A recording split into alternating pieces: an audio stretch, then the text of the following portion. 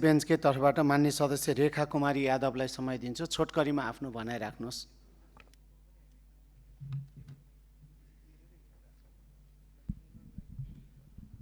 सम्माननीय सभामुख महोदय, आज अहिलेको बहुचर्चित र अति नै संवेदनशील विषयमा सभामुखज्यू मार्फत म सरकारको ध्यान आकर्षण गराउन चाहन्छु। हामीले विगत जेठ 17 गतेदेखि एउटा आवाज विपक्षी दलबाट नियमित उठ्दै आइरहेको छ र त्यसको कुनै सुनवाई भइरहेको छैन। या त यो सरकारले सम्माननीय प्रधानमन्त्रीज्यूले दिनुभएको अभिव्यक्तिलाई। मान्य सदस्य एकैछिन पक्नुहोस्। मान्य सदस्य हर्कराज राई, म समय दिन्छु यहाँलाई, बस्नुहोस्। मलाई जानकारी छ यहाँलाई समय दिनुपर्ने कुरा। आसन गरेर सहयोग गर्नुहोस्, म समय दिन्छु। मान्य सदस्य अगाडि बढ्नुहोस्। सम्माननीय सभामुख महोदय, प्रधानमन्त्रीले दिनुभएको सीमा सम्बन्धी विवादको ठोस जवाब कहिले आउँछ भने सम्माननीय सभामुखज्यू मार्फत म सरकारसँग प्रश्न गर्न चाहन्छु। विगतमा केटाकेटीलाई ललिपप देखाएको जस्तो हामीलाई परराष्ट्र मन्त्रीज्यूले जवाब दिनुभयो। त्यो सबैलाई थाहा छ। त्यो ढाकछोप गर्ने मात्रै हो। कहीँ पनि नियमावलीमा हामीले प्रधानमन्त्रीले दिनुभएको अभिव्यक्तिलाई कुनै मन्त्रीले जवाब दिने होइन। मन्त्रीले जवाब दिनु भनेको आफ्नो विषयगतबाट मात्रै हुन्छ। सभामुख महोदय,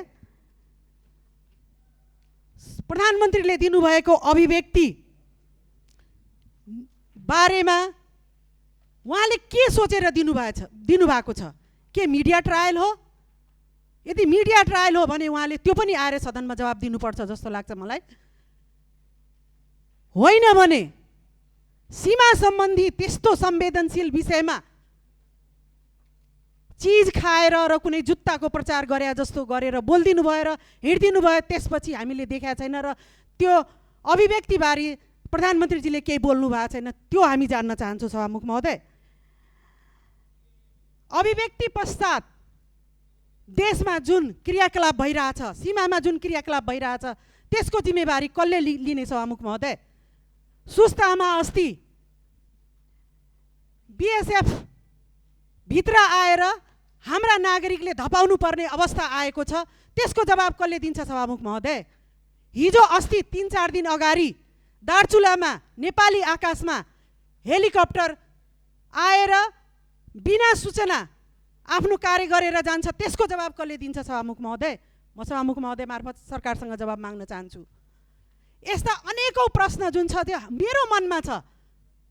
म एउटा सांसद भएको नाताले म सोध्छु, म नियमावली समितिमा थिएँ सभामुख महोदय, म सोध्छु के पर्यो होला र बिना सेड्युलको प्रधानमन्त्रीजी आउनुभयो र आफ्नो अभिव्यक्ति दिएर जानुभयो र त्यसको कुनै जवाबदेहिता छैन, केही बोक्नु भएको छैन। त्यो किन गर्नुभयो होला भने घरिघरि सोध्छु भने आम नागरिकलाई के पर्यो होला।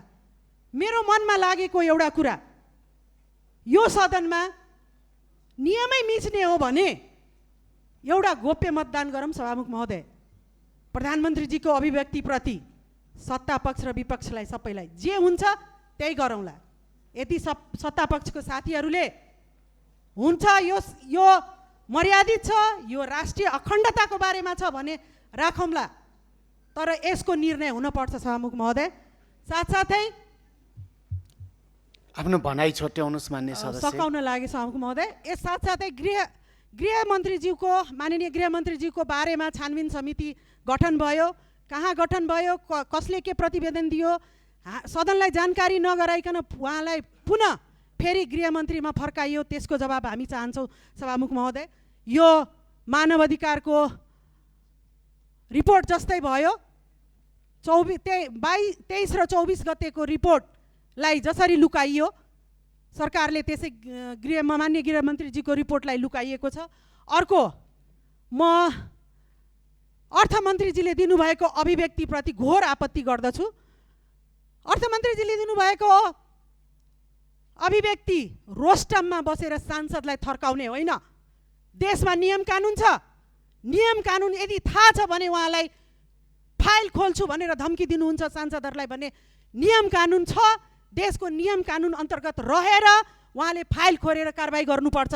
धम्की होइन, आफूलाई बचाउलाई, आफ्नो बचाउ गर्नलाई धम्की दिने होइन सभामुख महोदय। यो अराजक स्थिति बढ्दै गइरहेछ। यदि यसमा सभामुख महोदयले रुलिङ गर्नु भएन भने हिजो अस्ति फेरि पूर्वाधार मन्त्रीज्यूले गएर खुट्टा भाँचिदिनु भन्नुभयो। सकौँ मान्य सदस्य आफ्नो भनाइ सकाएँ सकौँ। सभामुख महोदय, मैले पूर्वाधार मन्त्रीज्यूले ठेकेदारको गएर काम नगरे खुट्टा भाँचिदिनु भनेर भन्नुभयो। के देशमा नियम कानुन छैन? उहाँ सर्वमान्य हुनुभयो के हाम्रा देशका मन्त्री प्रधानमन्त्रीजीहरूले कानुन नमान्ने हो? उहाँहरूले देशको नियम कानुन मान्नु भएन भने कसले मान्ने? त्यो जवाब चाहन्छु सभामुख महोदय। अन्त्यमा म एक दुईवटा आग्रह गरेँ सभामुख ज्यूसँग। प्रधानमन्त्रीजीको अनिवार्य अभिव्यक्तिबारे स्पष्ट जवाब चाहियो हामीलाई। अर्थमन्त्रीजीको अभिव्यक्तिबारे स्पष्टीकरण चाहियो। गृहमन्त्रीजीको छानबिन प्रतिवेदन पूर्ण रूपमा सार्वजनिक गर्नुपर्ने सभामुख महोदय।